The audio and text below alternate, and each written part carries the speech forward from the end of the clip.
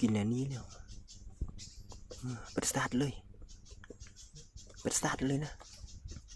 คิดไปโอเคตอนดอกเดือบฮายทักทายสบายดีหมดทุกคนวันนี้จะพาทุกคนไปฟอนกอาบน้ำเด้อนี่อันนี้นาใหม่เด้อนี่เส้นทางไปก็ประมาณนี้เด้อ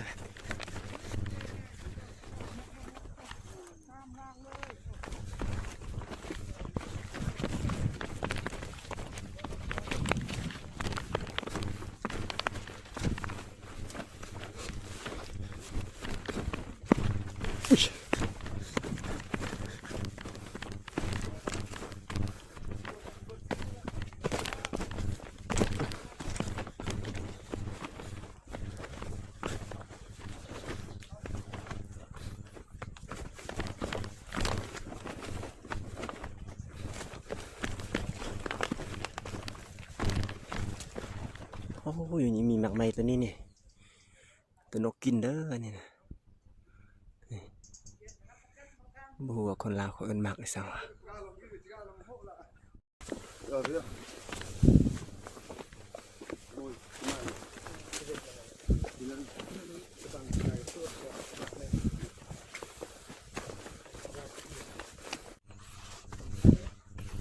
ว้า